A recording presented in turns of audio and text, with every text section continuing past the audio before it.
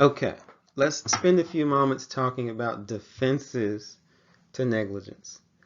The most common defense is called assumption of risk.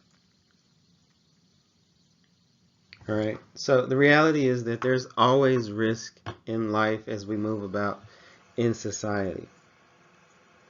And certain actions will always come with some risk. All right, so if I attend a baseball game, well, I've assumed the risk of getting hit by a foul ball. All right, so if I go to a baseball game and get hit by a foul ball, I'm going to have a difficult time suing the owner of the ballpark. All right.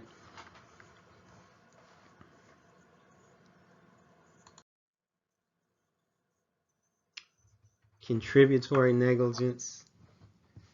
Let's actually start with comparative negligence. We'll get much deeper into this when we talk about Liebeck versus McDonald's.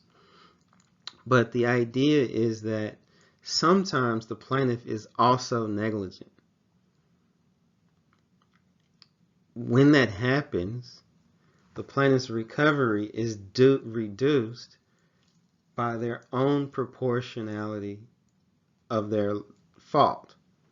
In other words, if I have $100,000 worth of injuries, defendant was 80% at fault, and I was 20% at fault for my own injuries, then I'm going to have a $100,000 judgment, but I'm only going to be able to collect $80,000 because I was 20% at fault, so my recovery would be reduced by the percentage of my own fault. That's comparative negligence. Ohio is a comparative negligence state, as are most states. Contributory negligence is a harsh rule, but it really is that if the plaintiff was at any part in fault, they get no recovery, right? And that's contributory negligence.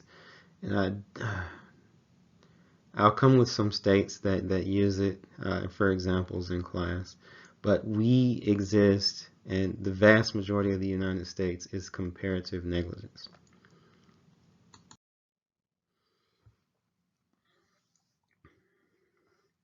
Okay. Special doctrines related to negligence. Some more Latin. All right. Res ipsa loquitur. Latin, it literally translates for the thing speaks, presumably for itself. Certain injuries, it may be difficult to prove negligence, but the injury is such that it doesn't happen unless somebody is negligent. All right. As an example, if you've ever had surgery on a knee or an elbow or a hand or an ankle or anything on your body that you have two of, you probably were told in prep for surgery, if you're having surgery on your right knee, to get a Sharpie or a medical marker and write on the good knee, something. No, avoid, wrong knee, whatever they have you write. And the reason for that is wrong joints have been amputated or replaced. And that's an example of res ipsa loquitur. So if you're if the surgeon amputates the wrong foot, you're not going to have to prove the elements of negligence. All you'll really need to prove is that you went in for surgery on the right foot, for amputation of the right foot, and the doctor amputated the left foot, right? Then the burden has shifted to the negligent party, the doctor, to prove that they weren't negligent, which would be difficult to do. That's res ipsa loquitur. It's a burden shifting document. Negligence per se. very similar. When a standard of care is articulated in a statute and you don't live up to the standard of that statute, you are negligent per se. Two quick examples. The first being, if I have a dog in a public park, let's say that local ordinance requires dogs be on leashes in public parks. My dog bites someone. Well, the statute required that the dog was on a leash. My dog wasn't on a leash. I'm negligent per se. All right. Another common example of negligence per se is every state has minimum following differences from the distance from the car in front of you if you're operating a motor vehicle. If you rear end the car in front of you, it doesn't matter if you were being brake checked, if you were cut off. If you rear end the car in front of you, it's your fault. So that's another example of negligence per se.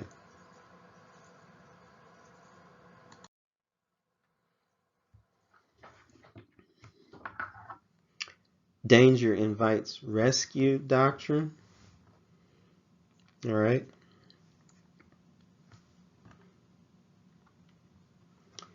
So if I attempt to rescue someone and I cause more harm, the party who created the initial harm is also going to be liable for my harm.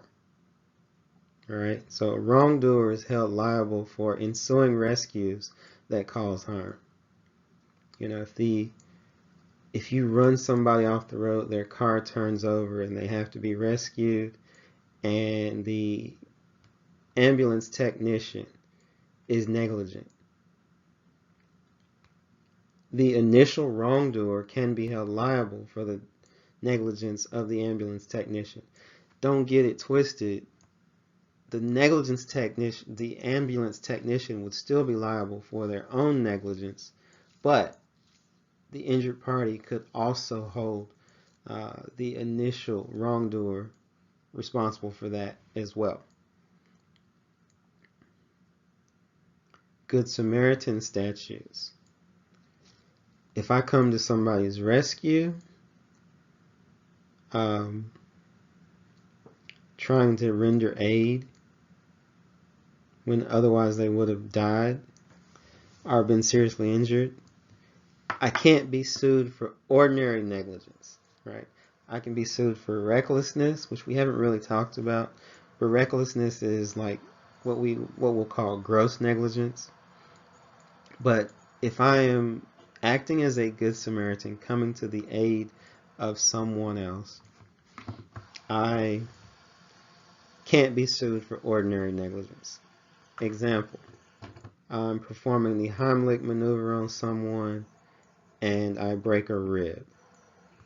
Well, in Ohio, I'm going to be protected by the state Good Samaritan statute. Dram Shop Acts.